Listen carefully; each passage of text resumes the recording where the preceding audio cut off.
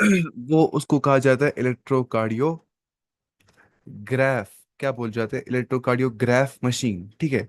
और इलेक्ट्रोकार्डियोग्राम वो देता है डेटा जो हमें मिल जाता है। बोलते हैं हॉस्पिटल डॉक्टर देखो इसका हार्ट ऐसे काम कर रहा होता है, अल्हम्दुलिल्लाह मैं ठीक हूँ। तो ये आपके सामने जो आप देख पा रहे हैं यहाँ पे, इसको बोलते हैं इलेक्ट्रोकार्डियोग्राम। क्या बोलते हैं? Electrocardiogram, GRAM। और इलेक्ट्रोकार्डियोग्राफ मतलब क्या? वो मशीन, ECG मशीन। कल हमने ये कहा था कि जो ECG है, इलेक्ट्रोकार्डियोग्राम, वो असल में इलेक्ट्रिकल एक्टिविटी जो होती है, जो इलेक्ट्रिकल इम्पल्सेस हार्ट जनरेट करता है by the nodal tissues, electrical activity of cardio of heart, उसका ग्राम यानी कि उसका ग्राफ बनाना, वो हम उसको बोलते हैं ECG। तो हमने कहा था वही हम देखते टेलीविजन पे होता है, बाज़ औक़ात किसी मूवी के शो में सीन में दिखाया जाता है कि वो पी पी साउंड हो जाता है और उसको कार्डियक अरेस्ट को आ गया होता है, हार्ट अटैक। तो देखा जाता है इसकी जो हार्ट है वो चल रहा है कि नहीं, वो अपनी इलेक्ट्रिकल सिग्नल जनरेट करता है कि नहीं। तो हमने कहा था करते कैसे ECG? अफला यंजुरून माशाल्लाह। फिर हमने कहा था क्या? हमने कहा था कि कैसे जो है इंसान को टेस्ट किया जाता है ECG का। हमने कहा था जो राइट हैंड है इसका रिस्ट जो यहाँ पे होता है रिस्ट, और लेफ्ट हैंड का रिस्ट, और लेफ्ट एंकल जो होता है, इन तीन जगहों पे जो है लगाए जाते हैं क्या? इलेक्ट्रिकल लीड्स, ठीक है। वो लीड लगाई जाती है या इलेक्ट्रोड जैसे वो होते हैं, क्या होते हैं? इलेक्ट्रोड असल में, जो कि असल में इन्हीं इलेक्ट्रिकल इम्पल्सेस को मेजर करते हैं कितनी है, डिटेक्ट करते हैं, ठीक है। Detect electrical signals that continuously monitor the heart activity for detailed evaluation of heart's function। उससे हमें चलता है पता, हम करते हैं डायग्नोसिस कि इंसान का हार्ट ठीक चल रहा है कि नहीं, वहां पे सिग्नल विग्नल आ रही है कि नहीं। Multiple leads are attach to the chest region में भी लगाई जाती है लीड्स, तब जब अच्छा टेस्ट करना होता है, फुल डिटेल डेटा लेना होता है। Hence we will talk about a standard, only about a standard ECG, ठीक है। अगर डिटेल्ड इवैल्यूएशन करनी होती है ना, कि हार्ट का फंक्शन चेक करना होता है, हार्ट ठीक कर रहा है काम, का नहीं, उस टाइम पे उन तीन लीड्स के अलावा चेस्ट रीजन के अंदर भी मल्टीपल लीड्स लगाई जाती है। लेकिन हम करते हैं बात एक स्टैंडर्ड ECG की, जो मतलब आमतौर पे किया जाता है, जो यूनिवर्सल होता है, आमतौर पे स्टैंडर्ड्स को भी बोलते हैं। देखिए अब यहाँ पे आपने कहा था PQRST, यहाँ पे ऐसे नाम रखा जाता है। अब देखिए P में थोड़ी सी एलिवेशन है, फिर Q में नीचे, फिर R में ऊपर, S में नीचे, फिर ऊपर, फिर ऐसे T के ऊपर, ये कुछ भी नहीं है। देखिए क्या है, each peak in the ECG is identified with a letter। जो भी पीक आप देख पा रहे हैं वहां लेटर है ना, ये पीक, ये पीक, ये peak, from P to T, PQRST, ठीक है। That corresponds to a specific electrical activity. आखिर ये जो एलिवेशंस यहाँ पे स्पेसिफिक पॉइंट्स पे, ये कॉरेस्पॉन्ड किसकी ओर करते हैं?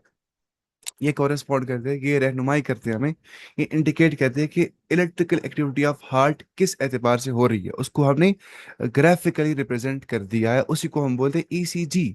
कि हार्ट की इलेक्ट्रिकल एक्टिविटी को मेजर करने के बाद उसको ग्राफ में प्लॉट कर देना।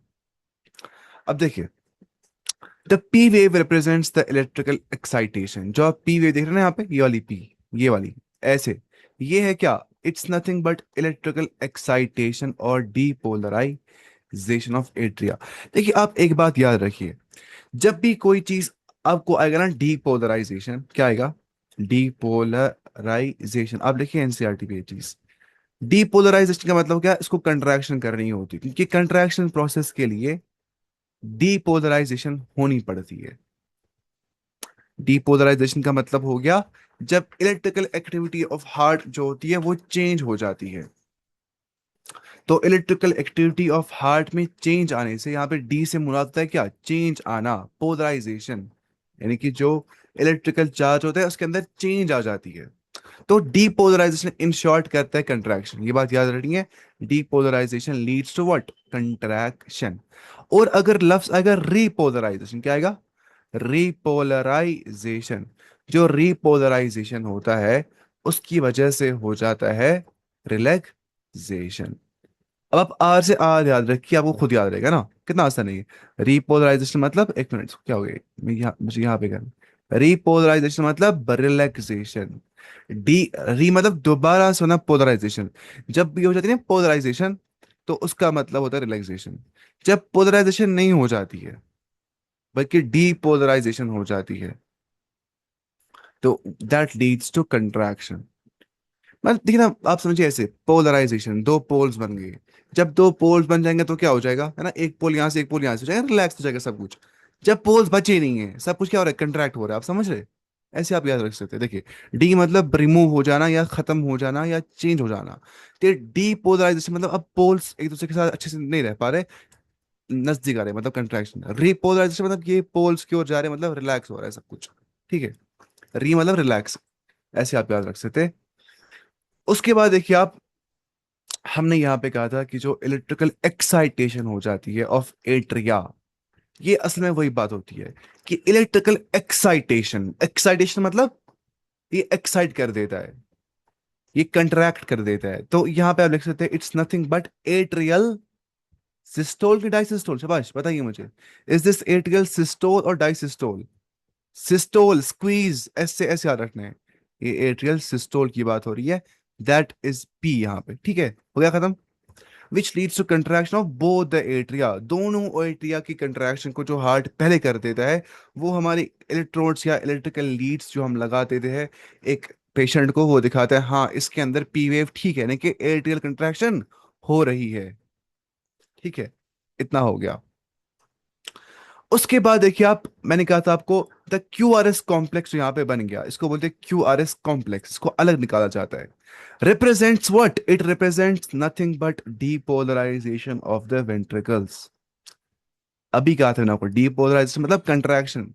फर्स्ट पहले तो कंट्रैक्शन हो जाती है ना, ऊपर से होता है हार्ट की कंट्रैक्शन, एट्रिया की, खून आता है नीचे, 30% जो बचा होता है वो भी नीचे आ जाता है।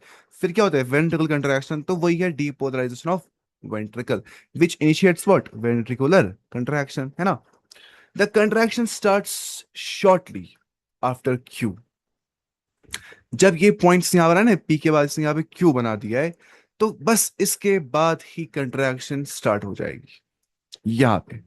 शॉर्टली आफ्टर क्यू जो है कंट्रैक्शन हो रही है, और इस कंट्रैक्शन से क्या होगा, होती है इलेक्ट्रिकल इंपल्स जनरेट, इतनी ज्यादा यहाँ पे हो जाती है जनरेट, इसलिए थोड़ा ऊपर क्या करा, आप समझ रहे हैं आप। तो ये आप देख पा रहे, कंट्रैक्शन जो यहाँ पे, द कंट्रैक्शन स्टार्ट्स शॉर्टली, बिल्कुल क्यू के बाद ही स्टार्ट हो जाएगी, and marks the beginning of the systole. अब आप बोलेंगे यहाँ पे थोड़ा नीचे क्यों गया है, अगर ये ठीक है यहाँ पे समझ आ गया एट्रियल कंट्रैक्शन, चलो फिर नहीं हो रही कंट्रैक्शन, फिर थोड़ा क्या हो गया, कंट्रैक्शन एट्रिया के बिल्कुल कम हो गई, ठीक है, गिर रही है। अब स्टार्ट हो गया वेंट्रिकल कंट्रैक्शन, ये देखिए आई इलेक्ट्रिकल इंपल्स, फिर होगा ना इसमें भी कमी कमी हो जाएगी, इसमें कमी कमी आ जाएगी, वही हम देखेंगे, देखिए। The contraction starts shortly after Q and marks the beginning of the systole. So it means this is the here is the beginning of the systole of systole ventricle का, एट्रिया का, वेंट्रिकल का। तो ventricular systole आप यहाँ पे लिखेंगे, यानी कि वेंट्रिकल की कंट्रैक्शन हो रही है, उसकी वजह, वो कंट्रैक्शन होने के लिए जो इलेक्ट्रिकल सिग्नल लगती है ना, उसको मेजर करती है हमारी लीड, बनता है ग्राफ ऐसे। अब जो टी में देख पा रहे हैं आप, the T wave represents the return of ventricles from the excited, excited मतलब contracted, एक ही लफ्ज है। Whether you will say excitation, electrical excitation, or you will say contraction, or you will say depolarization, it's all same. अब जब ये वापस excite हो गया वेंट्रिकल, अब ये जब रिटर्न हो गया फ्रॉम एक्साइटेड स्टेट, अब ये एक्साइट नहीं है बल्कि अभी नॉर्मल स्टेट में आ गया, पोल्स की तरह जा रहा है, रिलैक्स हो रहा है, ठीक है। मतलब क्या हो रही है, रीपोलराइजेशन, दोबारा से पोलराइजेशन, यानी कि रिलैक्स। डीपोलराइजेशन मतलब कंट्रैक्ट, हो गया रीपोलराइजेशन, ठीक है। The end of the T wave marks the end of the systole. अब इस टी वेव का मतलब क्या हो गया, कि सिस्टोल एंड हो गया। कौन सा सिस्टोल, वेंट्रिकुलर सिस्टोल। कि अब तो पहले हो गया right atrium, right ventricle contract, खून नीचे आ गया। अब राइट एट्रियम, अब पहले हो गया राइट एट्रियम और लेफ्ट एट्रियम कंट्रैक्ट, अब है ना वेंट्रिकल की बात। अब लेफ्ट वेंट्रिकल और राइट वेंट्रिकल ने भी कंट्रैक्ट कर दिया, उनके भी क्या हो गया, डीपोलराइजेशन। अब वो हो रहे वापस क्या, वो एक्साइटेशन के फेज से खत्म हो रहे, अब उनको रही है रीपोलराइजेशन। या रीपोलराइजेशन को आप लिख सकते हैं डी एक्साइटेशन, क्या लिख सकते हैं आप, डी एक्साइटेशन। डी मतलब अब नहीं हो रही है एक्साइटेशन, डी एक्साइटेशन, ठीक है। The end of the T wave जो है marks the end of the systole, कौन सा systole, ventricular systole. Obviously by continuing the number of QRS complexes, ठीक है, that occur in a given time period, जितने भी QRS कॉम्प्लेक्सेस बन जाते हैं, QRS कॉम्प्लेक्स मतलब वेंट्रिकुलर सिस्टोल, कि कैसे वेंट्रिकल क्या करता है, कंट्रैक्शन करता है। ठीक है, one can determine the heart beat rate of an individual. ठीक है, उस एतबार से हमें हार्ट बीट की रेट समझ आती है कि कितना क्यू आर एस कॉम्प्लेक्स लगातार चल रहा है ना। P Q R S T, P Q R S T, फिर से P Q R S T, P Q R S T, ऐसे। Since the ECGs obtained from different individuals have roughly the same shape, अगर आप निकालेंगे ना मेरा ECG और करेंगे आप ईसीजी, लगभग लगभग हमारी इस टाइम पे अल्हम्दुलिल्लाह ऐसी आ जाएगी क्या, इलेक्ट्रोकार्डियोग्राम। अब किसी का अगर एबनॉर्मल आ रहा है, उसको क्यूआरएस इतना ही छोटा सा मर रहा है, हम बोलेंगे ना उसको मसला है, मर सकता है बेचारा। तो वही बात है कि लगभग लगभग सेम आती है for a given lead configuration. ठीक है, जो लीड होती है वो दिखाती है यही लीड, जब लगाते हैं हरे को तो उस एतबार से ऐसा रिजल्ट दिख जाता है। ठीक है, फॉर डिफरेंट, ठीक है, same shape for the given lead configuration. Any deviation, अगर थोड़ी बहुत कुछ डिविएशन हो जाएगी, ऊपर नीचे हो जाएगा, फ्रॉम दिस शेप जो हम देख पा रहे हैं ऊपर, इंडिकेट्स ए पॉसिबल abnormality और डिसीज। जो डॉक्टर क्या करता है, डायग्नोस, वो देखता है इस चीज सही नहीं आ रहा है। Hence it's of a great clinical significance, क्योंकि असल में इलेक्ट्रिकल एक्टिविटी ऑफ हार्ट को मेजर करने वाली मशीन इलेक्ट्रोकार्डियोग्राफ या ईसीजी मशीन कहलाती है ना आसान। तो इसमें बस लेकिन दो चीजें याद, यहाँ पे क्या हो गया एट्रियल सिस्टोल, यहाँ पे क्या हो गया वेंट्रिकुलर सिस्टोल। सिस्टोल मतलब यहाँ पे हो रही है इसकी क्या कंट्रैक्शन दोनों की जगह पे, फिर बाद में हो रही है और रिलैक्सेशन। ठीक है, ये हो गया रिलैक्सेशन। ठीक है, ये हो गया वेंट्रिकल का रिलैक्सेशन। ये क्या हो गया, ये हो गया एट्रिया का रिलैक्सेशन, क्यू पॉइंट। आप समझ रहे, मैं फिर से बोलता हूँ। पी मतलब एट्रिया कंट्रैक्ट हो रहा है, ठीक है, एट्रियल सिस्टोल। क्यू मतलब जो एट्रिया है वो आप क्या कर रहे हैं, रिलैक्स कर रहे हैं, इनके एट्रियल डाइसिस्टोल, यहाँ बोलेंगे एट्रिया रिलैक्स कर रहा है, या बोलेंगे डीपोलराइजेशन ऑफ एट्रिया, डीपोलराइजेशन। ठीक है, डीपोलराइजेशन बोलेंगे, नहीं पोलराइजेशन मतलब ना, पोलराइजेशन मतलब क्या होता है, रिलैक्स करना। नहीं नहीं, रीपोलराइजेशन वरना पोलराइजेशन, आज ना आ याद। फिर उसके बाद क्या हो रहा है, क्यूआरएस कॉम्प्लेक्स, यानी कि वेंट्रिकल क्या करे, कंट्रैक्ट, यानी कि वेंट्रिकल क्या हो रही है, डीपोलराइजेशन ऑफ वेंट्रिकल्स हो गया यहाँ पे, हाँ, यानी कि वेंट्रिकुलर सिस्टोल। ठीक है, उसके बाद क्या हो रहा है फिर वेंट्रिकुलर, एस की जगह पे क्या है, फिर एस से आप देखिए ये वापस कम कम हो रहा है इसकी एक्टिविटी, यानी कि वेंट्रिकुलर रिलैक्स कर रहा है, यानी कि वेंट्रिकल की हो रही है रीपोलराइजेशन। यही 4 पॉइंट्स आप याद रखने, कितना आसान था ये कुछ जैसे हमें पढ़ा ना इससे पहले कार्डियक साइकिल, ये वही है ग्राफ की फॉर्म में, वो कुछ नहीं है। जो वहाँ पे 4 स्टेप होते हैं, ना एट्रिया कंट्रैक्ट, फिर एट्रिया रिलैक्स, फिर वेंट्रिकल कंट्रैक्ट, फिर वेंट्रिकल रिलैक्स, वही 4 चीजें होती है। उसके बाद हम देखते हैं आज डबल सर्कुलेशन। जैसा कि आप जानते हैं 2 बार हमारे हार्ट से खून निकल जाता है, that's why it's called as double circulation. जैसे कि हमने कहा था ना, ये बहुत बार, अगर ये हमारा हार्ट है और इसके अंदर 4 चेम्बर्स है, ये हो गया राइट एट्रियम, ये हो गया राइट वेंट्रिकल, ये हो गया लेफ्ट एट्रियम, ये हो गया लेफ्ट वेंट्रिकल। हमने कहा जो गंदा खून होता है वो आता है राइट एट्रियम को थ्रू सुपीरियर और इंफीरियर वेना कावा, और जो अच्छा खून साफ खून होता है वो आता है राइट एट्रियम को थ्रू पल्मोनरी आर्टरी की वेन, शाबाश, थ्रू पल्मोनरी। मैंने कहा था ना, अब रहना याद क्या, अवे फ्रॉम हार्ट अगर ब्लड जाएगा तो आर्टरी ले जाती है, ए से ए रखना याद, और टुवर्ड्स हार्ट वेन लाती है। अभी टुवर्ड्स हार्ट लाई तो ये पल्मोनरी वेन कहलाएगी। ठीक है, टुवर्ड्स हार्ट खून आ रहा है इस वेन से, फिर यहाँ से हो रहा है, यहाँ पे क्या हो रहा है, इसको पंप हो रहा है, जा रहा है कहाँ पे, साफ खून जा रहा है हमारे बॉडी के टिश्यूज के अंदर। फिर जो बॉडी का टिश्यू है उधर से गंदा खून जाता है कहाँ पे, राइट एट्रियम में through superior inferior vena cava.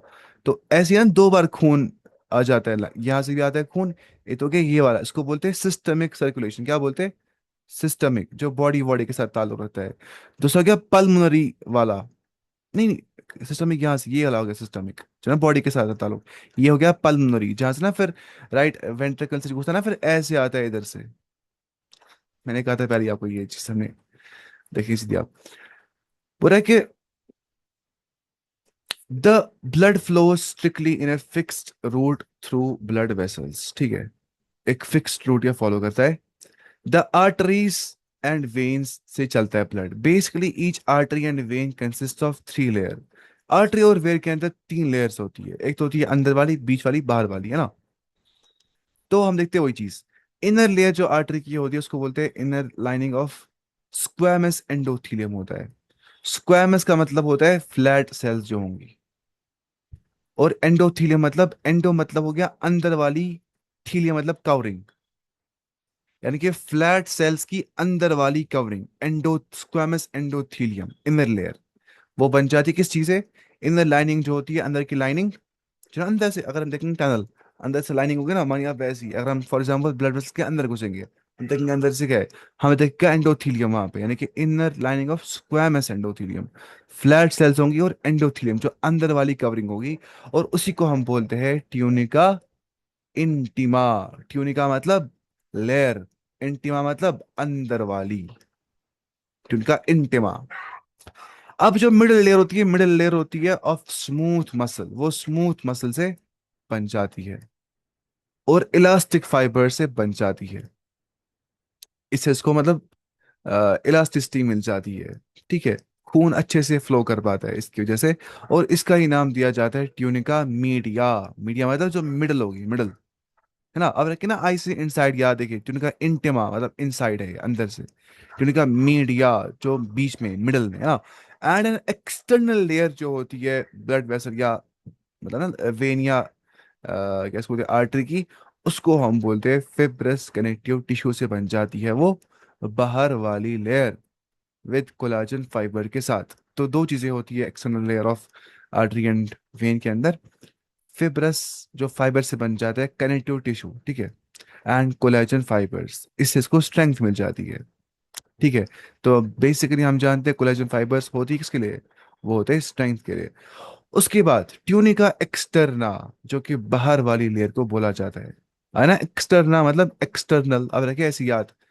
Intima मतलब इनसाइड अंदर वाली, मीडिया मतलब मिडल वाली, तो ऐसी होती तीन लेयर्स। अगर फॉर एग्जाम्पल मैं ब्लड वेसल बना रहा हूँ, ठीक है, ये ब्लड वेसल है,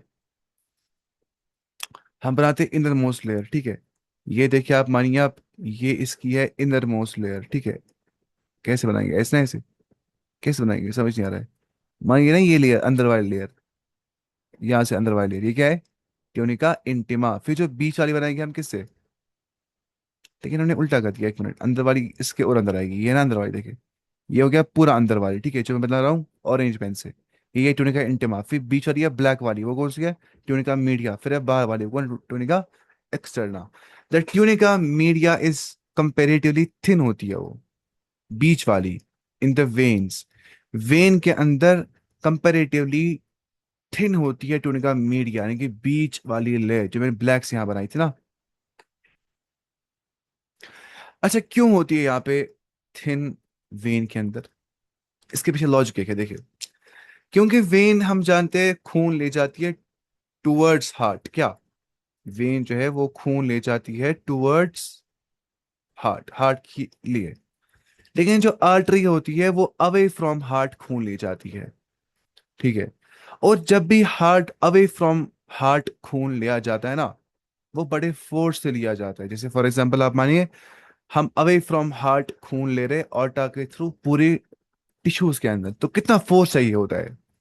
अगर फोर्स ज्यादा होता है तो उस टाइम पे उस हिसाब से उसकी स्ट्रेंथ भी होनी चाहिए, तब जाके उतना ताकत लगाएगा वो।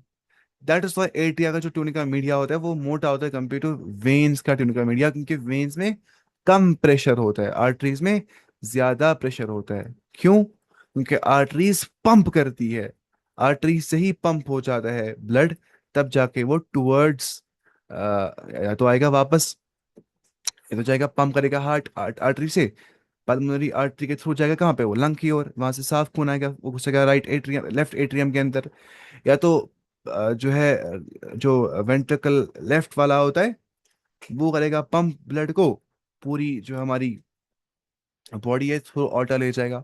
तो आपको पता है वो चीज़, तो वही वजह यहाँ पे होता है। एज मेंशन्ड अर्लियर, अब सब लिखा है यहाँ पे, the blood pumped by the right ventricle जो होता है एंटर्स द पल्मोनरी आर्टरी, है ना। अगर हम बनाएंगे हार्ट फिर से, ये हो गया right atrium, right ventricle, left atrium, left ventricle, पूरा blood pump by right ventricle. Right ventricle ने ब्लड पंप कर दिया, कौन सा ब्लड? गंदा ब्लड। क्यों? क्योंकि राइट एट्रियम में भी गंदा ब्लड ही आ गया था, कहाँ से? वेने कावा से। अब राइट वेंट्रिकल ने पंप कर दिया गंदे ब्लड को थ्रू पल्मोनरी आर्टरी, ये जाएगा ऐसे पल्मोनरी आर्टरी। क्यों आर्टरी? क्योंकि इसको टुवर्ड्स हार्ट, हार्ट ही खून लाना है, क्योंकि जो पल्मोनरी, सॉरी मैं टुवर्ड्स हार्ट है ना, अवे फ्रॉम हार्ट से खून ले जाना है, इसलिए ना away from heart right ventricle ने, तो पल्मोनरी आर्टरी के थ्रू गंदा खून जाएगा लंग के पास, या लंग के पास, वही बोल रहा है। Where is the left ventricle pumps blood, जो लेफ्ट वेंट्रिकल जहाँ पे साफ ब्लड आता है, वो साफ ब्लड कहाँ से आता है, वो इसी लंग से आ जाता है, पल्मोनरी वेन से, क्योंकि वेन से टुवर्ड्स हार्ट खून जाता है, वो लेफ्ट एट्रियम से लेफ्ट वेंट्रिकल को जाता है, फिर लेफ्ट वेंट्रिकल पंप करता है, वही इसने यहाँ पे लिखा है, left ventricle pumps blood into the aorta, वो ऑर्टा के अंदर पंप कर देता है। ऑर्टा मतलब आर्टरी जो बड़ी होती है, जिससे पूरी बॉडी तक साफ खून पहुंचता है, फिर उसको बन जाता है वहां पे गंदा खून, वो गंदा खून वापस से राइट जो है वो ना, वो गंदा खून जो है वो वापस से आ जाता है थ्रू वेना कावा, घुसता है राइट एट्रियम, है ना, ऐसे चलता है साइकिल। तो ही the deoxygenated blood pumped into the pulmonary artery, यहाँ पे देखिए आप, deoxygen blood is passed on to the lungs from where oxygenated blood lung से आ जाता है, ठीक है, is earlier is carried by the pulmonary vein, जो होती है वो कैरी करती है, बिकॉज वेन ही हार्ट तक खून पहुंचाती है, इनटू द लेफ्ट एट्रियम वो खून ले जाती है, this pathway continues the pulmonary circulation, इसी को बोलते हैं पल्मोनरी सर्कुलेशन, जहाँ पे लंग के साथ ताल्लुक होता हो कि लंग तक गंदा खून गया, लंग ने साफ खून बनाने के बाद राइट एट्रियम में घुसा है, इसको बोलते हैं पल्मोनरी सर्कुलेशन। दूसरा क्या, सिस्टमिक, वही अब लिखेगा कि जहाँ पे ऑक्सीजनेटेड ब्लड एंटर करता है ऑर्टा के अंदर, वो आता कहाँ से, आता ना वो लंग से ही, left atrium left ventricle, enter the aorta and is carried by network of arteries, वहां पे होते हैं, ठीक है, वहां जहाँ साफ खून लेना होता है वहां पे आर्टरीज होते हैं, फिर आर्टरी के छोटे छोटे और निकल जाते हैं, आप मानिए कुछ आर्टरियोल्स, फिर उससे और निकल जाते छोटे छोटे कैपिलरीज, मतलब आर्टरीज खुल जाती है आर्टरियोल्स में, फिर आर्टरियोल्स खुल जाती है कैपिलरीज में, फिर कैपिलरी खुल जाते हैं टिश्यू में ना, वही चीज है। फ्रॉम वेयर, अब टिश्यू से क्या हो जाता है, गंदा खून यहाँ पे गाना बन जाता है, हमने वो चीज, वहां से डीऑक्सीजनेटेड ब्लड यानी कि गंदा खून जो है is collected by the system of venules, ठीक है, वेन्यूल्स जो होती है, सिस्टम ऑफ वेन्यूल्स या वेन्स जो होती है, ठीक है, और वेने कावा जो होती है, ठीक है, वेन्यूल छोटी छोटी वेन्स होती है, वेन्स होती है, वेने कावा होता है, ठीक है, या इंफीरियर सुपीरियर वेने कावा, उस सब से हो जा वो घुसता है वो कहाँ पे, फिर राइट एट्रियम के अंदर, ठीक है। आप मानिए ये सारे वेन्यूल्स और वेन्स जुट जाती है वेने कावा में, फिर वही सुपीरियर इंफीरियर वेने कावा से हार्ट में घुस जाता है ना, राइट एट्रियम में गंदा खून आता है, फिर राइट एट्रियम से राइट वेंट्रिकल में जाएगा, फिर वापस होगा ऐसे ही। This is the systemic circulation, इसको बोलते हैं सिस्टमिक सर्कुलेशन, जहाँ पे साफ खून आता है लेफ्ट वेंट्रिकल से पंप होके ऑर्टा में, फिर बॉडी में, फिर बॉडी से गंदा खून आता है राइट एट्रियम में, इसको बोलते हैं सिस्टमिक सर्कुलेशन। फिर जो यहाँ पे राइट वेंट्रिकल पंप करते हैं थ्रू पल्मोनरी जो है आर्टरी घुसाता है लंग के अंदर, इसको बोलते हैं पल्मोनरी सर्कुलेशन, जहाँ पे लंग काम करती है, इन शॉर्ट जहाँ पे लंग काम करती है पल्मोनरी सर्कुलेशन, जहाँ पे बॉडी को मतलब खून पहुंचाना होता है उसको बोलते हैं systemic circulation. The systemic circulation provides nutrients, आखिरकार न्यूट्रिएंट्स कौन पहुंचाएगा, साफ खून ही, तो वही साफ खून न्यूट्रिएंट्स पहुंचाता है सिस्टमिक सर्कुलेशन के अंदर, जो आर्टरी से निकल जाता है साफ खून राइट लेफ्ट वेंट्रिकल से, ठीक है, ऑक्सीजन और other essential substances to the tissues and take CO2 लेते हैं ना वहां से सेल से, वो CO2 कुछ है वापस ब्लड के अंदर, and other harmful substances away for elimination, को कहते हैं eliminate by respiration. A unique vascular connection exists, अब देखिए एक और कनेक्शन होता है हमारे डाइजेस्टिव ट्रैक्ट और लिवर के दरमियान, आप मान चलो हमारे इंटेस्टाइन, इंटेस्टाइन और लिवर के दरमियान एक ताल्लुक होता है, ठीक है, आपने वो आज तक नहीं पढ़ा होगा, उसको बोलते हैं hepatic portal system, hepatic portal system. जब भी आपको लफ्ज आएगा ना हेपाटिक, हेपाटिक का मतलब होता है लिवर, जब भी लफ्ज आएगा, जब भी कार्डियक मतलब क्या, हार्ट, जब भी रीनल, रीनल मतलब किडनी, वो हम आगे देखेंगे। हेपाटिक पोर्टल सिस्टम आप मानिए कुछ ताल्लुक होता है हमारे डाइजेस्टिव ट्रैक्ट, यहाँ हम बोलेंगे हमारे इंटेस्टाइन और लिवर के साथ एक ताल्लुक होता है। आप मानिए हमारे इंटेस्टाइन से एक वेन जाती है, वो वेन हमारे लिवर के साथ मिल जाती है, वो हम देखते हैं, देखिए, a unique vascular connection, vascular connection मतलब जहाँ पे कुछ ना कुछ ब्लड वेसल कोई ना कोई होगी, वहां पे कौन होती है, वहां पे वेन होती है, exist between the digestive tract and A liver के दरमियान, और उसको हम बोलते हैं हेपाटिक पोर्टल सिस्टम। अब ये होता क्यों hepatic portal system, hepatic portal vein करती है कैरी ब्लड को from intestine to the liver, ठीक है, before it's deliver to the systemic circulation.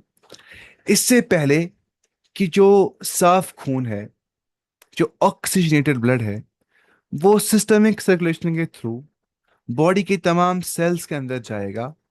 उसको एक चेक पॉइंट लग जाता है, उसको बोलता है लिवर, तुम पहले खून मेरे पास लाओ, मैं सब साफ करने के बाद तुम्हें खून वापस दूंगा, तब जाके तुम बॉडी के अंदर हर जगह पे जो है पहुंचा दो खून को। तो ये हेपाटिक पोर्टल वेन कैरी करती है ब्लड को, ठीक है। ये आप मानिए फॉर एग्जाम्पल की लिवर हमारा, ठीक है, नीचे क्या है, इंटेस्टाइन। तब में क्या होती है, एक वेन होती है, इस वेन से खून जाता है, ब्लड इंटेस्टाइन से जाता है कहाँ, लिवर की ओर जाता है, क्या ना, लिवर की ओर खून। उसके बाद फिर लिवर वापस खून देता है, तब जाके होती है क्या, systemic circulation, special coronary system. एक और बात होती है, ये क्या खत्म ये चीज, मैं वो डायग्राम दिखाता हूँ ऐसे इसकी, मैं आपको दिखा सकता हूँ डायग्राम इस चीज की। अगर हम यहाँ पे लिखेंगे, क्या इसको बोलते हैं, हेपाटिक पोर्टल सिस्टम है ना, हेपाटिक।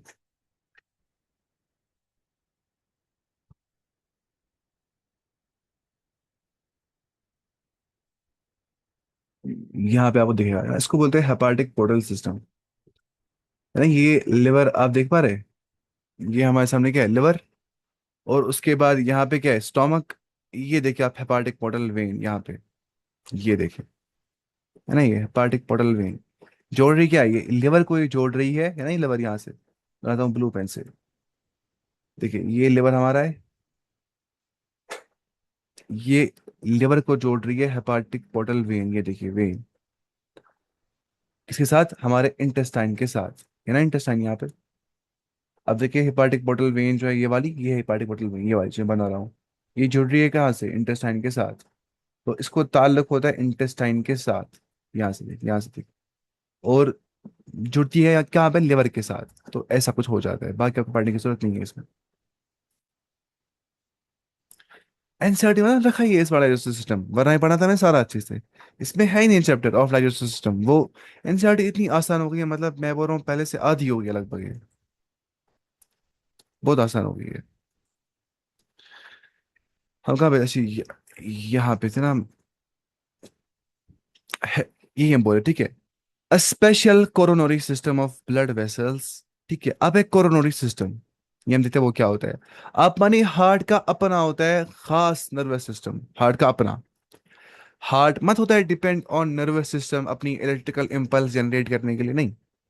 हाँ, हार्ट को ब्रेन भी हेल्प करता है कुछ ना कुछ, वो एक्सलरेट करता है, वो तेजी कर देता है हमारे हार्ट बीट के अंदर, या रिदम मेंटेन किसी हद तक करता है। लेकिन असल में जनरेशन ऑफ इलेक्ट्रिकल इम्पल्स करना वो नर्व नहीं करती है यहाँ पे, वो हार्ट का अपना स्पेशलाइज्ड नोडल टिश्यू जो होता है, जो साइनो एट्रियल नोड और वेंट्री और क्या होता है, एट्रियो वेंट्रिकुलर नोड, सैन और एवियन। तो साइनो एट्रियल नोड, ये जो नोड होता है, और एट्रियो वेंट्रिकुलर नोड, ये कंडक्ट भी करता है इसको, इलेक्ट्रिकल इम्पल्स को।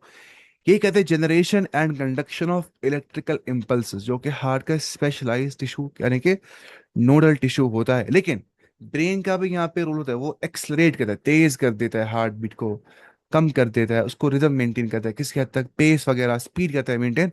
लेकिन जनरेशन को करता है हार्ट का अपना own tissue called as nodal tissue, वही देखिए आप। A specialised coronary system, coronary मतलब इसमें ना, मतलब बड़ी बड़ी ऐसे ऐसे ये होती है, क्या होती है, ब्रांचेस होती है of blood vessels, is present in our body exclusively, सिर्फ और सिर्फ एक्सक्लूसिवली, बाकी होते हैं एक्सक्लूड, खाली हार्ट बचता है, और for the circulation of blood and to form the cardiac musculature. ध्यान से बात सुन, क्या बोल रहा है, एक स्पेशल कोरोनरी सिस्टम होता है ब्लड वेसल्स का, ठीक है, ब्लड वेसल्स होती है, जो होती है present in our body exclusively, सिर्फ और सिर्फ होती है present for the circulation of blood, ताकि ब्लड सर्कुलेशन हो जाए, and form the cardiac musculature. ध्यान से बात सुनिएगा, हार्ट को कुछ अपनी, मतलब हार्ट तो काम कर लगातार, वो क्या कर रहा है, कंट्रैक्शनलाइजेशन। लेकिन क्या आपने सोचा है हार्ट में एनर्जी कहाँ से आती है करने की। चलो मान लिया हार्ट से खून से, हार्ट देता है हर एक, हार्ट के पास भी अपना ब्लड वेसल का एक गुच्छा होता है, एक सिस्टम होता है, एक कोरोनरी सिस्टम होता है, जो हार्ट तक खुद उसके टिश्यूज तक ऑक्सीजन पहुंचाता है, न्यूट्रिएंट्स पहुंचाता है, जो भी बाकी चीजें होती है, हॉर्मोन्स होते हैं, तो वो पहुंच जाते हैं, ठीक है। और खुद ब खुद ये हिस्सा बन जाता है कार्डियक मस्कुलेचर का। अगर ये हार्ट है, इसको ऐसे ऐसे ऐसे ऐसे ऐसे ऐसे ऊपर से क्या होती है, कोरोनरी आर्टरीज प्रेजेंट होती है। मैं आपको दिखा सकता हूँ यहाँ पे, ये देखिए आप।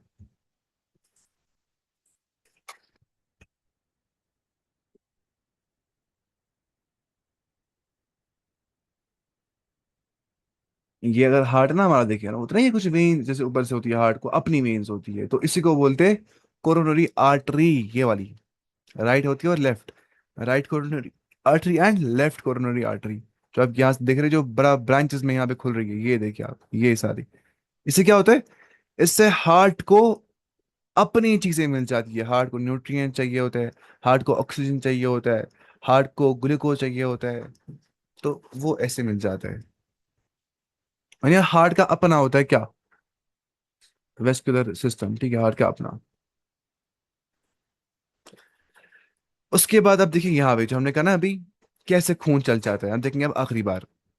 ये हो गया गंदा खून, ये वाला, ये हो गया साफ खून। अब आप देखिए ध्यान से, सबसे पहले जो गंदा खून बॉडी पार्ट से आ गया, गंदा खून, ठीक है, वो वेने कावा के अंदर घुस गया। वेने कावा मतलब ग्रेट वेन्स जिनको हम बोलते हैं। इन्फीरियर सुपीरियर वेने कावा से सीधा गया राइट एट्रियम में, घुसा राइट राइट वेंट्रिकल में। राइट वेंट्रिकल ने पंप करके गंदे खून को पहुंचाया पल्मोनरी आर्टरी तक। आर्टरी क्यों लफ्ज है क्या, क्योंकि आर्टरी अवे फ्रॉम हार्ट खून ले जाती है। तो इधर से खून निकाला राइट एट्रियम ने थ्रू पल्मोनरी आर्टरी लंग तक गया। उसके बाद लंग ने खून साफ कर दिया। अब जो साफ खून यानी कि ऑक्सीजनेटेड ब्लड है, वो टुवर्ड्स हार्ट ले जाना है, और टुवर्ड्स हार्ट में आर्टरी नहीं बल्कि वेन हेल्प करती है। दैट्स व्हाई यहाँ पे पल्मोनरी वेन, पल्मोनरी क्योंकि लंग के साथ ताल्लुक रखती है, आ गया राइट लेफ्ट एट्रियम के अंदर। फिर लेफ्ट वेंट्रिकल में गया साफ खून, लेफ्ट वेंट्रिकल ने पंप कर दिया ऑक्सीजनेटेड ब्लड को, उधर से साफ खून निकल गया। वो डॉर्सल ऑर्टा, जो हार्ट के पीछे ऑर्टा होती है ना, ऑर्टा बड़ी आर्टरी होती है, क्योंकि अवे फ्रॉम हार्ट खून लेना, यहाँ पे आर्टरी की मदद लेनी है। तो पता है कुछ लोग कितना गलत पढ़ाते हैं, कुछ लोग बोलते हैं पता है क्या, बोलते हैं आर्टरी जो होती है वो करती कैरी क्या, ऑक्सीजनेटेड ब्लड। वेन जो होती है वो करती कैरी क्या, डी ऑक्सीजनेटेड ब्लड। ये बना सही है ही। हम देखते हैं यहाँ पे क्या हो रहा है, यहाँ पे वेन करी है कौन सा, ब्लड ला रही है यहाँ से, वेन ला रही है ऑक्सीजनेटेड ब्लड। और यहाँ से आर्टरी कौन सा ला रही है, डी ऑक्सीजनेटेड ब्लड। फिर आर्टरी कौन सा ला रही है, ऑक्सीजनेटेड ब्लड। ये कोई क्राइटेरिया है ही नहीं। बात रखनी, याद रखनी कि जो वेन होती है वो टुवर्ड्स हार्ट खून ले जाती है, और जो आर्टरी होती है, ए से रखना, ए याद, इतना काफी है, अवे फ्रॉम हार्ट खून ले जाती है, बस इतना ही है। ऐसे मेरा एक नेबर है, उसको मैंने कहा ऐसे ही बता मुझे इसका क्या होता है, इसमें आर्टरी और वेन में क्या फर्क होता है। वो मुझे बोल रहा है ये क्या हो रहा है तुम, किसने पढ़ाया तुम्हें, उसने बोला ऐसे पढ़ा था। नहीं गलत। उसके बाद देखिए आप यहाँ से, डोर्सल ऑर्टा से आ रहा है क्या, साफ खून, कहाँ जा रहा है, ये बॉडी पार्ट्स में जा रहा है साफ खून, आर्टरी से ना, अवे फ्रॉम हार्ट। अब फिर से गंदा हो रहा है, सेम साइकिल चल रहा है। इस वाले को बोलते हैं क्या, सिस्टमिक सर्कुलेशन। जो यहाँ से ताल्लुक नहीं, ये वाला, ये नीचे वाला सिस्टमिक। ऊपर वाला क्या होते हैं, पल्मोनरी सर्कुलेशन, जहाँ ना पल्मोनरी लिखता है, लिखा हुआ होता है, बस इतना ही था। यही था आज जो हम पढ़ रहे थे, और क्या पढ़ा हमने।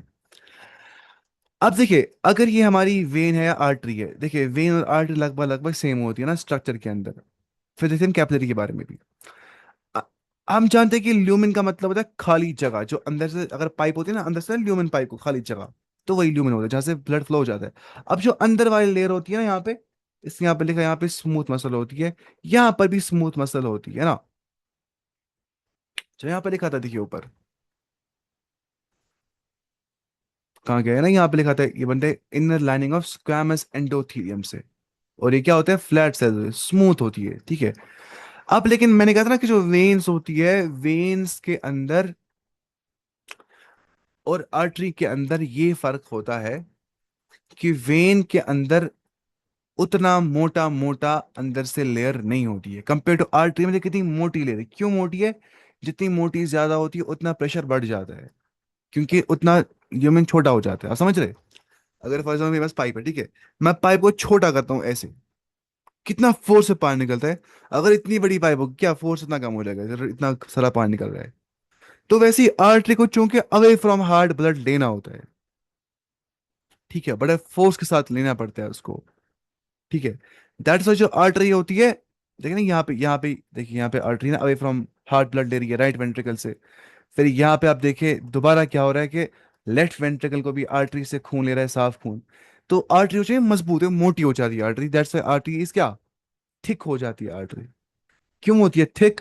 उसके थिकनेस से पतली हो, छोटा गोल बन जाता है वहां पे। उस छोटे छेद से वहां पे प्रेशर बढ़ जाता है और प्रेशर तेज होता है वहां पे, और उससे उसको स्ट्रेंथ मिल जाती है, वो फट नहीं जाती है। वेन में तो ऑलरेडी कम ही होता है प्रेशर, देखिए कैसे। यहाँ से देखिए बॉडी पार्ट्स अब आराम से खून दे रहे, आराम आराम से वेन से ला रहे खून, राइट एरिया में जमा कर रहे हैं। ठीक है। या आप देखिए यहाँ से पल्मन लंग से आराम आराम से साफ खून आ रहा है हार्ट की ओर।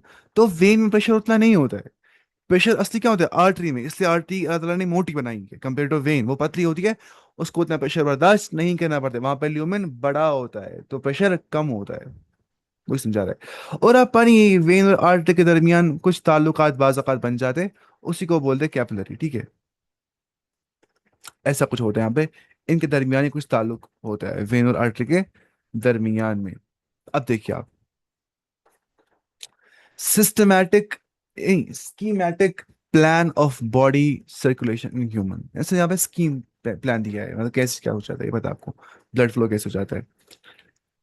तो खत्म हो गया ना, अब ये 2 मिनट, कल खत्म करेंगे आप इसको, वैसे तो आप बचाएंगे कुछ नहीं है यार। और जो सवाल आपको होंगे आप वो पूछते सवाल वगैरह, तो इंशाल्लाह उसके बारे में आप सवाल तो पूछते ही नहीं वैसे मत। मैं इतना अच्छा पढ़ाता हूँ कि आपको सवाल भी नहीं उठ जाते, हाँ। या तो ये चीज़ है कि मैं अच्छा पढ़ाता हूँ सवाल नहीं उठते, या तो मुझे पढ़ाना नहीं आता आपको सवाल उठे, फिर आप बोलते हो फायदा है क्या सवाल करने का। वैसे बोलता हूँ बेसिस है ना। अच्छा अब देखिए regulation of cardiac activity, heart की एक्टिविटी कैसे होती है रेगुलेट। ठीक है देखिए, normal activities of the heart are regulated intrinsically.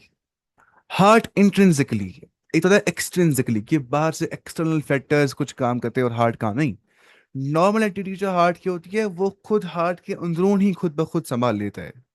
इसलिए बोलते हैं हम वहां पे ऑटो रेगुलेटेड, जो खुद अपनी रेगुलेशन करते हैं, सेल्फ रेगुलेशन करते हैं।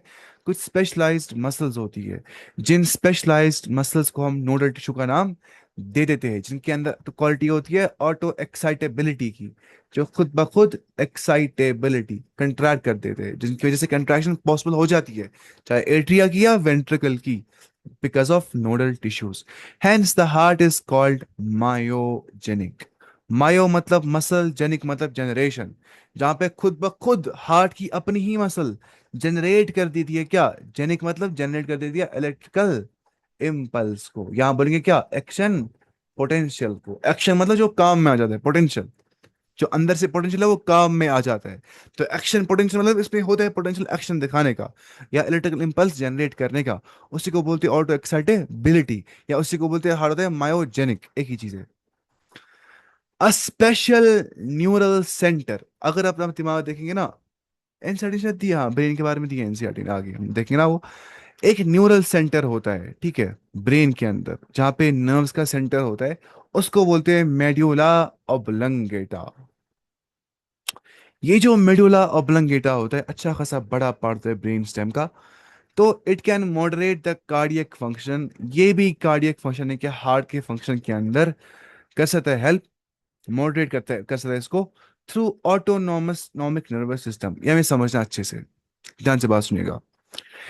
ऑटोनॉमिक नर्वस सिस्टम क्या होता है? ऑटोनॉमिक मतलब जो खुद काम करता है, जो हमारे कॉन्शियस एफर्ट से काम नहीं करता है, जैसे डाइजेशन होना होता है, हजम होना होता है खाने को, नर्व एक्टिविटीज होती है, ये मत हमारे कॉन्शियस एफर्ट में होता ही है। किडनी को काम करना होता है।